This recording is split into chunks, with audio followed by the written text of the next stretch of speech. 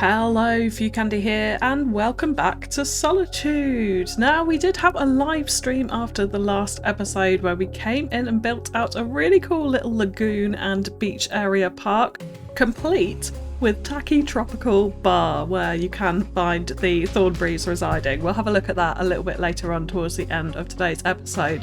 But some absolutely wonderful ideas from all of you across the stream, so we appreciate that. Thank you so much. And today we're going to be working on this area around our new little beach park here. Developing a nice suburban low density residential neighbourhood for this area. Now I really want this to kind of contain three parts actually to it, so that's how this episode will be divided up. To start off with, we're going to do this first area here, which is going to be centred around a small high school and a small elementary school right in the centre. With some playing fields and things like that around it, and then lots of tightly packed, low density residential housing.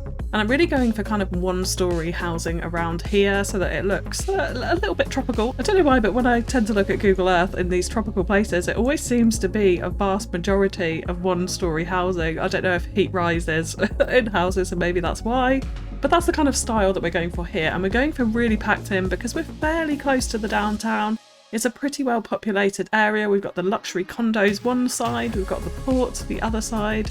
So yeah, we're not going for kind of spread out suburbs, we're going for really maximising every little inch of space that we have available to us. Now probably my key source of inspiration for this was Waimanalo Beach in Hawaii actually, where they have this lovely little elementary school right in the middle of the neighbourhood. But you can see looking around here, it really is mostly sort of one-storey houses. There's a few two-storeys dotted around, a lovely kind of open school right in the middle and packed in housing, like all really super close to each other. There's no massive yards out of this way. So that's kind of the main inspiration. And also the other interesting feature that I found in this is that there appears to be no shops in this little neighbourhood whatsoever, like literally none. So we're not putting in any commercial at all today. Obviously they've got very close access to the downtown, and I do later come in and add in a bus line through this area, tracking from the downtown all the way through to Solitude Water Park, just as an alternative to the metro, and of course adding stops within this neighbourhood here. So they've got easy access to shops around there, and we'll probably do some commercial potentially on the other side of the road, which we'll deal with in a future episode. But yeah, no commercial today, we're going residential only. And then this waterfront road that we've just put in there will be some slightly more luxury houses with beach access, which we'll come onto in the second part of this episode, followed up by marina actually at the end. Now I will just take the opportunity to remind you, if you are enjoying this video, likes, comments, shares and subscribe to the channel as well if you're new to it are really greatly appreciated and really help the video and the channel to get pushed out in that YouTube algorithm. I know Cities 1 isn't for everyone anymore, but I'm still having an absolute ton of playing, particularly modded here in Solitude. So I did make a collection in Find It of the suitable one-storey housing, just all from vanilla assets, nothing special here, but some of these just work really well for this type of neighbourhood I think. I made that collection in Find It so that I could use the Alt-V hotkey function to randomise them, which was super handy for a neighbourhood like this. And then you'll see with this house here, I just felt it needed some fencing at the back, and I knew that I was going to use this asset multiple times, so I added that fencing via Bob, the most wonderful Bob as we know, which means that every time I place it now, that fencing will be across the back instead of their backyard just being exposed to whatever is immediately behind it, which I find quite unrealistic. And then we've done an absolute ton of detailing around this neighbourhood, sorting out their front yards mainly, actually giving them driveways, helping it to make sense.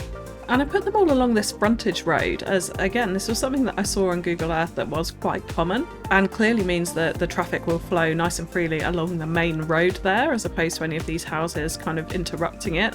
So I really liked kind of how that looked in the end actually, having this little frontage road, using those kind of rural tarmacked roads which are a little bit scruffy. And of course only one unit wide as well to kind of make it feel a little bit more intimate. Now the high school asset that you can see me placing here is actually one off the workshop, and I think it's a Brazilian high school asset, but it kind of fits with the tropical vibe of Solitude I think, and in particular on one side of it it's got a kind of open bottom, which you'll hopefully see a little bit later in the time lapse, which has some benches underneath and lends itself really nicely to making a kind of schoolyard out the side of it and extending on that sort of outside learning area or place for the students to go while they're having their lunch. So really like how this asset fits in. I think teaming it with the basketball court there as well was a nice little touch. But when I look at our education in Solitude, we have drastic need of education. Now, I kind of purposefully haven't overdone it in Solitude because I don't want to go too heavy on the education. I actually want to have more industry than I have office in this city as a whole and this map as a whole. I feel like that's the sort of vibe that I want to go for in Solitude, so I have purposefully not provided enough education in order to make sure that we have a decent number of those uneducated and poorly educated citizens, unfortunately. But elementary school is like way behind. We've got pretty much 1,000 people that need to go to school that can't and have no space at the moment. So I actually decided to place in another elementary school alongside the high school and add these additional little mobile classrooms to it. Like suddenly there was a massive population increase in the area and the elementary school needed to expand, so it got these little mobile classrooms to put in the playing field. So that's the sort of story that I'm thinking behind this little area. So what I wanted to do for the elementary school yard was kind of create this very tropical, muddy, wet playground area. Very much like we did actually right at the start of Solitude in one of our elementary schools then. So using ruined surface painter with some muddy, dirty decals over the top, I think kind of gave this effect. I also added in some puddles here and there as well to make it feel just that little bit more muddy and tropical rural.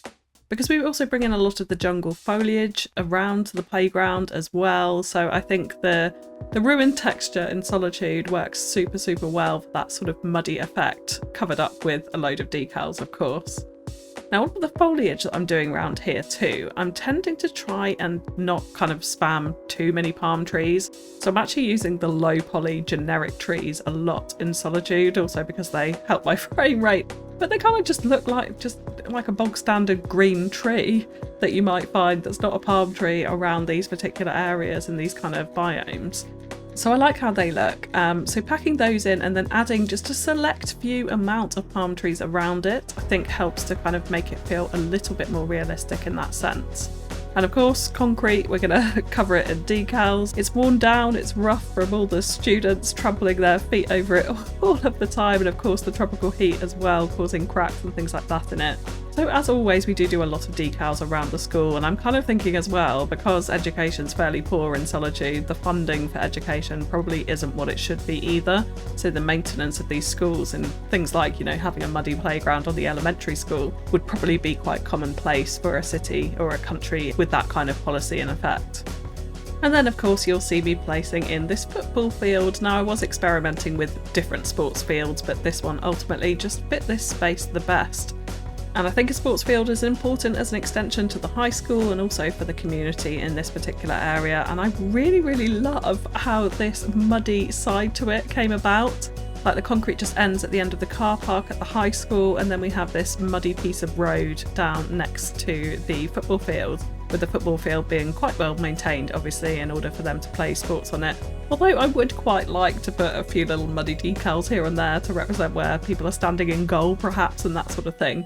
But we do leave it as it is because I think some manicured grass is probably needed in Solitude.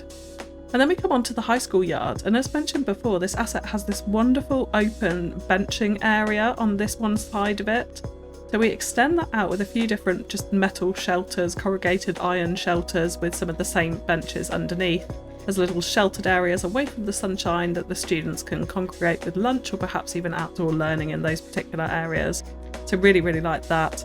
And just finishing it off, of course, with our cracked decals to bring that Solitude heat down onto the pavement.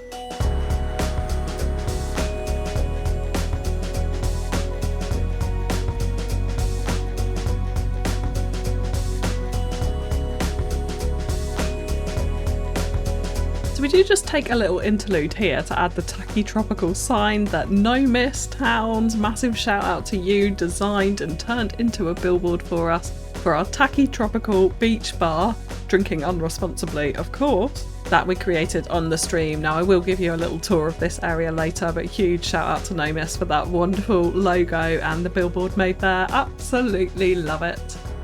Now, just finishing off this neighbourhood, I wanted to do a little bit of detailing between the frontage road and the main road here, and I really wanted to keep it open, so I used patchy, ruined texture here with a few different bushes, not all the way up against the road, so you could really see from the main road right through onto the frontage road and into the front of the houses there.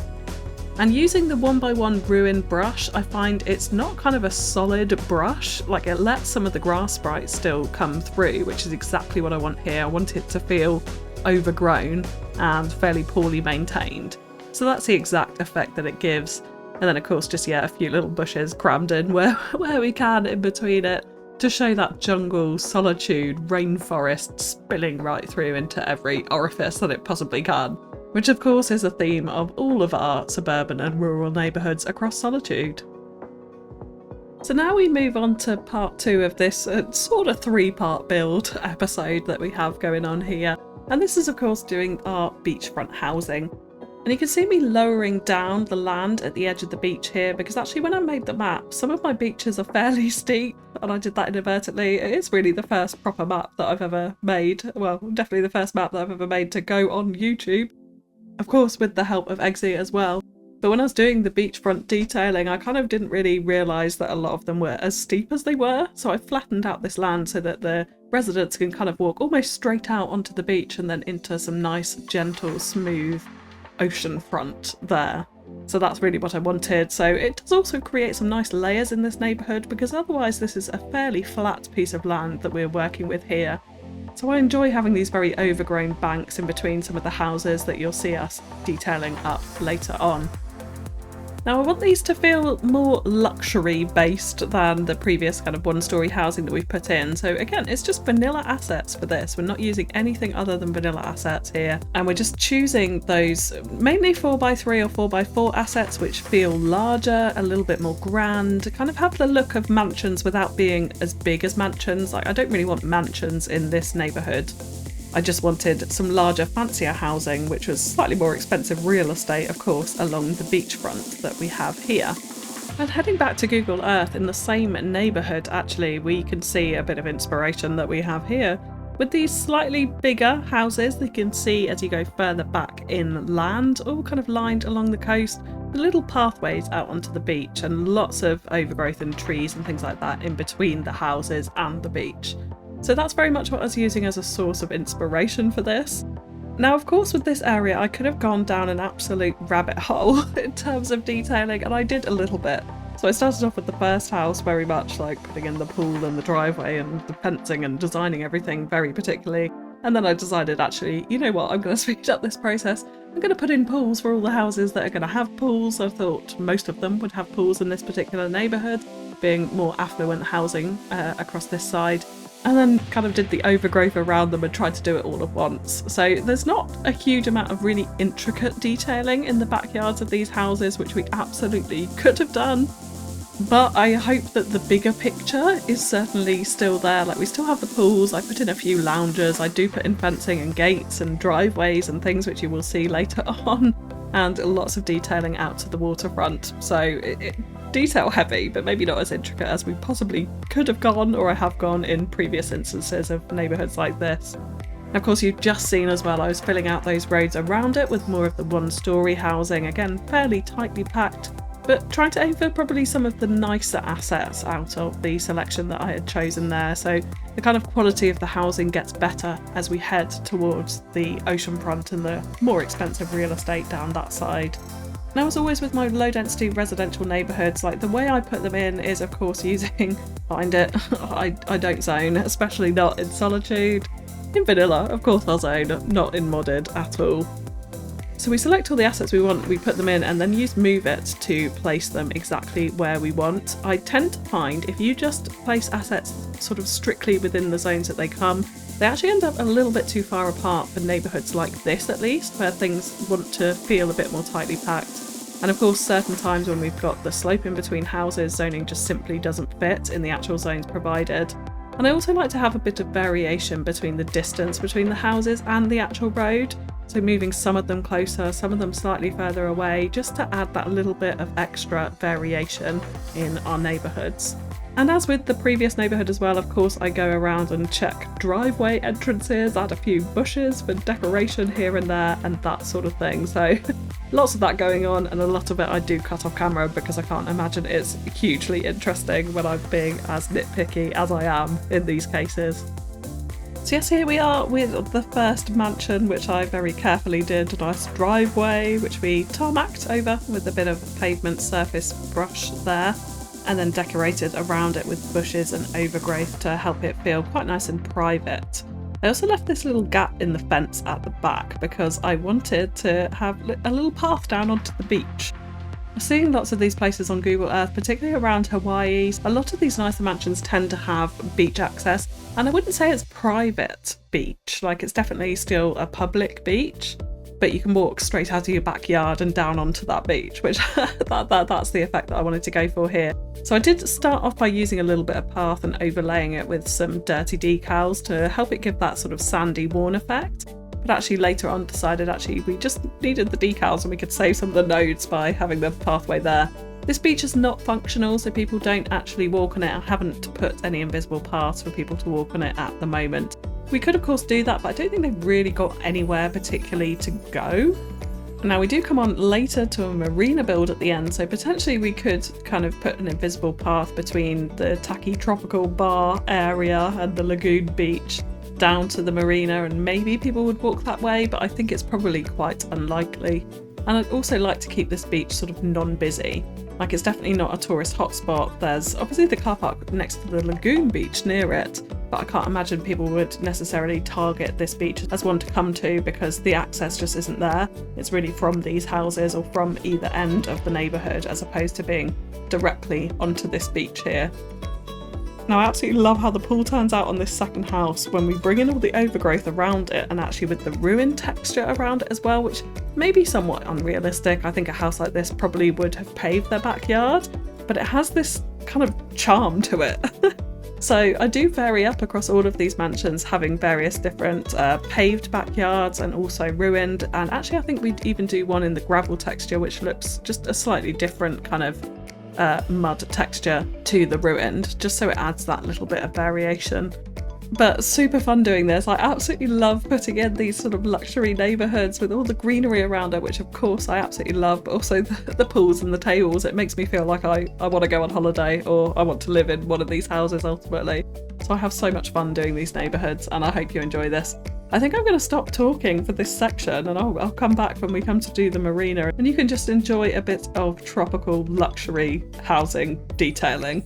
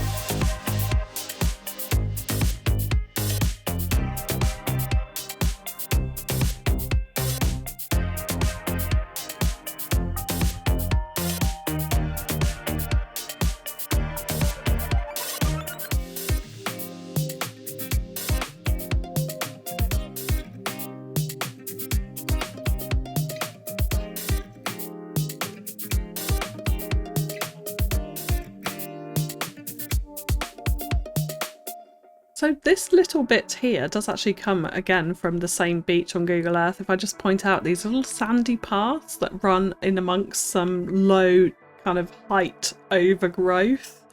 I wanted to try and recreate that effect, so I used these undergrowth to kind of outline where that sandy path was going to go. Again, non-functional as we've mentioned before, and just added a few little bushes on top of those and a couple of our ferns as well to add a bit more texture to it. But I think it gave quite a nice effect and adds a slightly different dynamic to this end of the beach.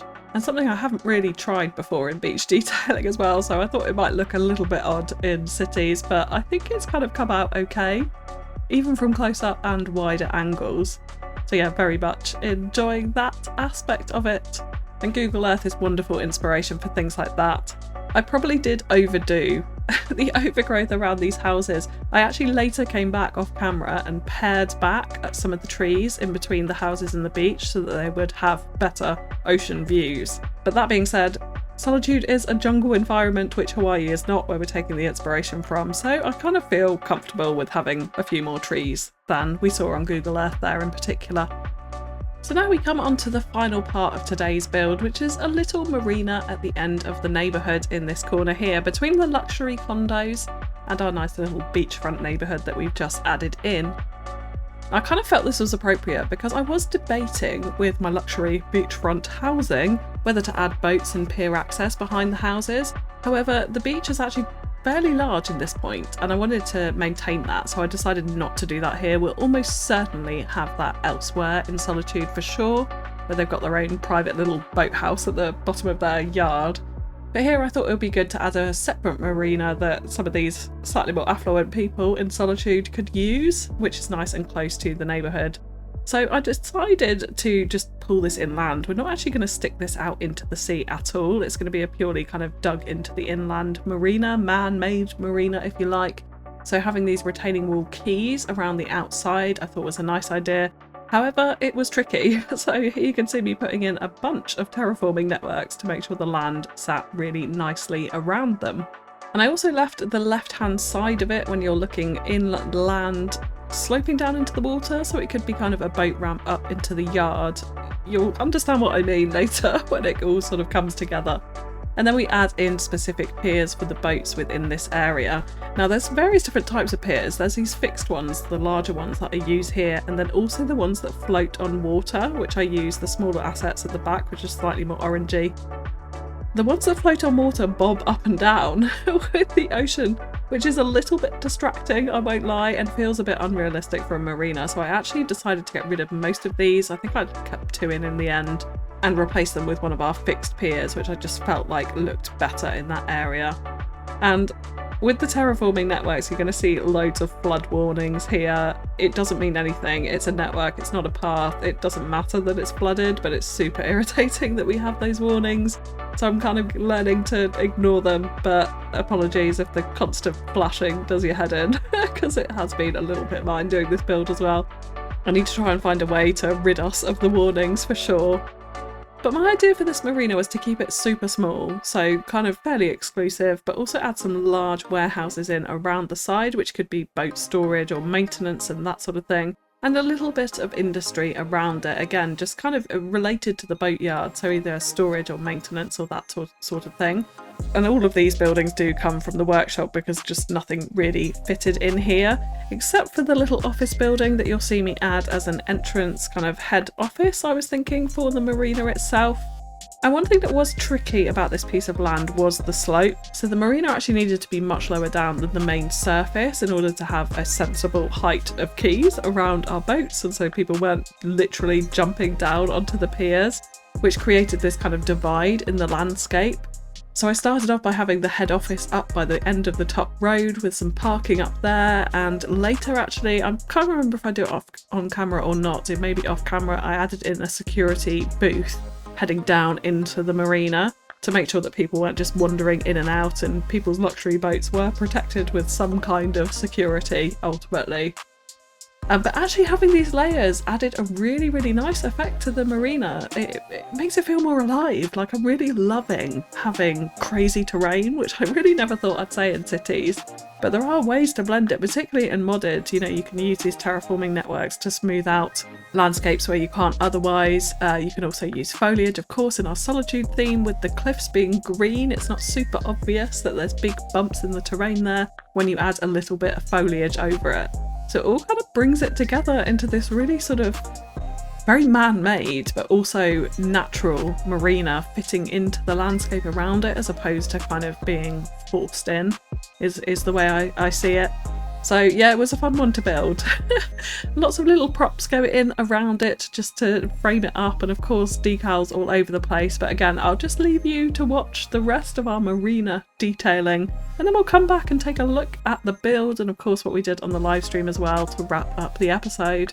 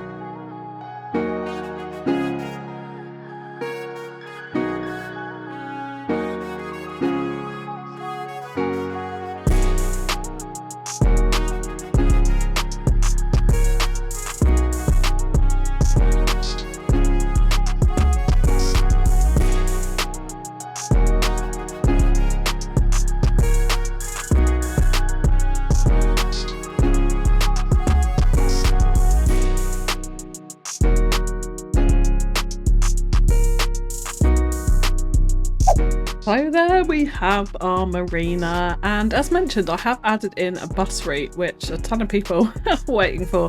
I kind of don't like that this is on the main road, so I may adjust this a little bit. Here's a bus coming in now. Is it full now? Okay, it's about to be full. There we go. But yeah, it does take people from the downtown all the way past the Shot Orco, through this neighbourhood, on round the main road, round the water park and into the water park that side. So it adds a good little bit of local transit to this side of our kind of main peninsula in Solitude. But here we go, we'll start at the marina. And this is it. So apart from the wonky fence at the back, which I need to try and fix with yet another terraforming network there, really like how this has come out. I did add in also these little boat rails at the bottom here that I thought could be kind of helpful for boats going into the water. I am definitely not a sailor or an expert in that, despite the fact that I live close to the sea. So one of you may want to correct me in the placement of that, so feel free to let me know in the comments, of course. But yeah, I like how this comes in with the different layers as well, overlooking the boat racks here at the back with the car parking right up next to the main road. A little bit of extra parking by the head office over this side, and just these couple of industrial sort of warehouse units.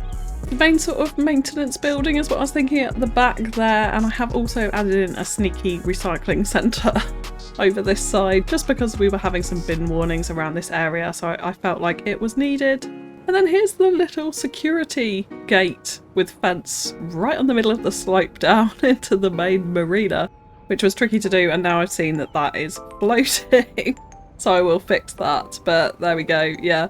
I think this turned out quite nicely. I've just added in a few little props here and there, but I wanted to keep this main yard fairly open. Obviously the boat's in, as you would have seen, some little props at the back. I'm really liking how this tyre fencing along here and the little tie-up things for your boats on the sides.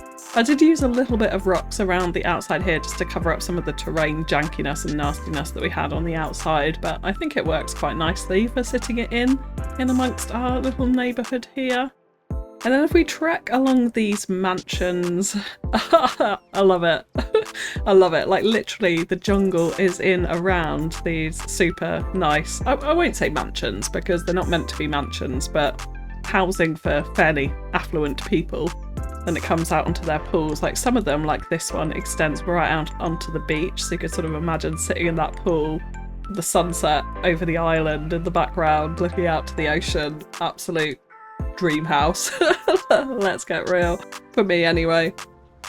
And then we've got some houses here. I didn't add gates on absolutely every single one because again I wanted a bit of variation within it, and some have pools, some don't. There is a tree in the middle of their pool.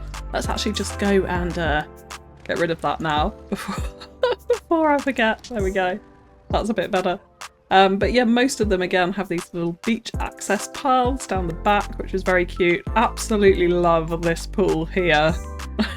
This was a pool asset that came with the decoration, so it just does help with the detailing time a little bit there. I love how that sits out over the ocean again, like this one with the path through into a more private pool at the back there.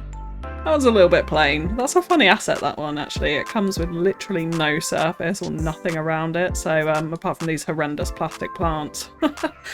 So yeah, that was a bit of an awkward one to work with, but I think it's hidden in okay.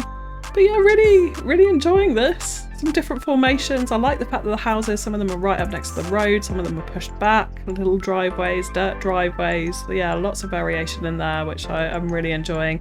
And I like how these little plants came out on the beach here too, to form those sandy paths in between. I think that's worked quite nicely here, where the beach is a little bit deeper and a little bit wider. We come up into the neighbourhood, and you would have seen this quite a lot, but yeah, lots of packed in houses. We've made sure we've got surface under the driveways in appropriate places. But it all sort of fits in quite nicely, particularly where there is bits of slope. You can see it sort of gradually slopes up in certain places. I'm really liking how this school has ended up fitting in. Like, people walking around these paths as well is quite enjoyable in and amongst the jungle undergrowth or overgrowth between here. Jungle bushes out onto the football field. Lots of it spilling over the path, which is maybe a little bit too much for cyclists in particular there. But yeah, very much enjoying that with the mud on this side too. Just adds extra colour and dynamic, and I think a bit of realism as well. Of course, we've got the high school there, the elementary school, the muddy playground, and the basketball courts. Yeah, really, really liking how this is sitting in.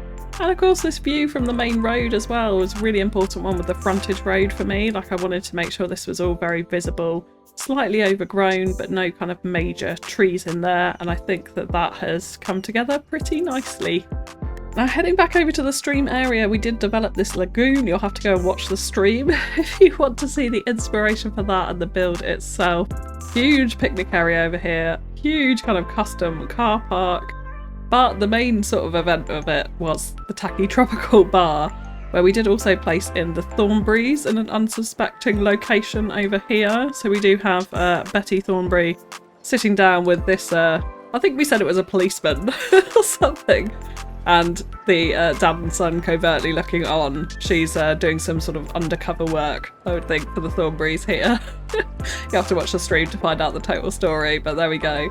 That was a lot of fun. But this is meant to be a cheap, tacky bar, and of course the sign from No Miss. Absolutely love this. Works perfectly for our tacky tropical bar. And I also do just want to, of course, give a shout out to Terry and Brad, who have also made billboards. So these billboards were from Brad and the design from Brad. Welcome to Solitude Seaside, into the beach here. Absolutely love those. We also have a Just View It billboard over here, which I think was a design by Terry, and the billboard again made by Brad. I just absolutely love it. And we did also add these to Solitude Downtown on a view over the raised highway here. Yeah, right here, we've got a selection of our Solitude billboards here. Solid Crude Oil, Solitude Water Park, and those were both Terry, just absolute legends, all of you, and then Just View It as well. Yeah, I love that. Overlooking our little raised highway here on the side of the building. I think that works perfectly. So thank you all so much for the community input. It really, really means a lot to me. And modded CS1 is still very, very much in my heart, and I will continue this series. I know views are dropping and there's lots of speculation and lots of you demanding it as well, so I hope you're still enjoying it. But really importantly, if you are, please do remember to drop a like and a comment and let me know that you want me to continue on this series. I know a lot of interest has now transferred to Cities 2 or even other games as well, so it's just good to know that you guys still want this series as I continue to still develop out this really huge map that we've done virtually nothing of. So Solitude you can expect to be around for a long time yet. But that is all from me for today, so thank you so much for tuning in, and I will catch you again next time. Bye bye.